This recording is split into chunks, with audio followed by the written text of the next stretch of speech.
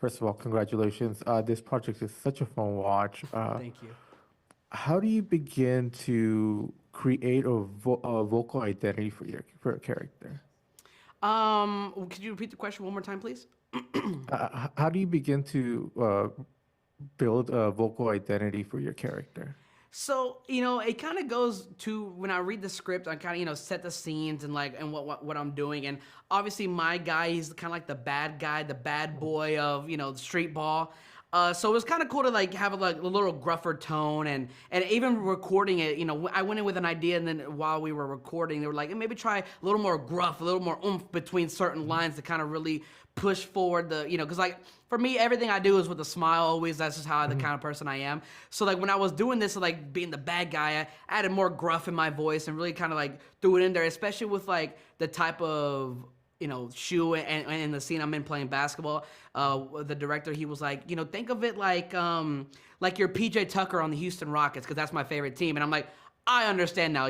PJ Tucker, when he was on the Rockets, he was hard-nosed defender, didn't take any crap. He was in your face. He was knocked down threes. So he was kind of hard-nosed type of player. So I just added those kind of characteristics to the character of Ice, and that's kind of how I created it. And it was really fun to be able to do. It was such an awesome process. Awesome. And your character gets to trash talk a little. How fun is it to trash talk? Well, if you're talking in the movie, it's fun to trash talk because whatever happens, it's already written. But when it comes to trash talking in person, you can trash talk, but you just have to back it up. Trash talk means nothing until you back it up. So me, when people try to trash talk me, and it's fine. I'm very competitive, but I don't let it bother me. I just put my head down and go. So especially when I'm playing basketball, but usually when I'm close to winning or when I hit the game shot, I let them know, especially if they were talking to me the whole game. I definitely let them know, hey, I got the win, though. You know what I mean? Those are always fun when it comes to trash talks. Definitely. And what was your reaction the first time you got to see Ice? It was awesome because what I love about this movie, it just blends a lot of really fun things that I love is sneaker culture, basketball culture, hip hop, is all of it all around. So this kind of movie is really pretty much tailored to me. I would go see this movie in general even if I wasn't in it.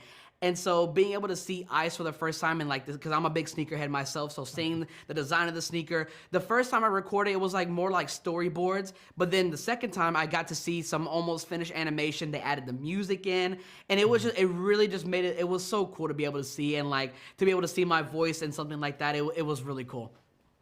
Awesome. And how close is the portrayal of sneaker culture in this movie? Since you are a sneakerhead. I think it really portrays it in a great way.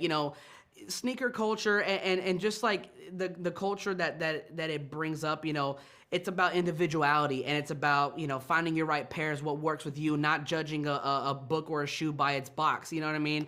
And so that's what I really like that this film portrays is because everybody's walks of life are different, but the one thing you can always kind of come together with is with your sneakers and what you choose and how you express yourself. Because for me, whenever I wake up in the morning and I choose my outfit, I choose my sneakers first before my clothes. And I tailor make my clothes. Okay, it's green. Okay, let me find a green shirt that matches with it, and then we'll I can walk out looking fly for the day. So I think that's what's really cool and just kind of the message that it has and just the adventures that they go through, how the one shoe doesn't want to be worn and he kind of throughout the movie gets scuffed up and, how he freaks out. But it's about using your shoes and how you want to use them and, the pairs that you have with it. It's awesome.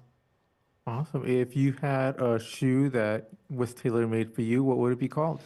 Oh, what would he call it? Probably the Rico Suave ones. Because that's my little nickname, Rico Suave. If I had a limited edition one, it'd be called the Suavecito, something like that. I think that'd be really cool to be able in general, my dream in general is to have my own shoe brand, my own shoe line, either with a brand that's already there or create my own one. Either way, that would be the coolest thing. Awesome. Well, congratulations and thank you very much for your time. Thank you. Good to see you.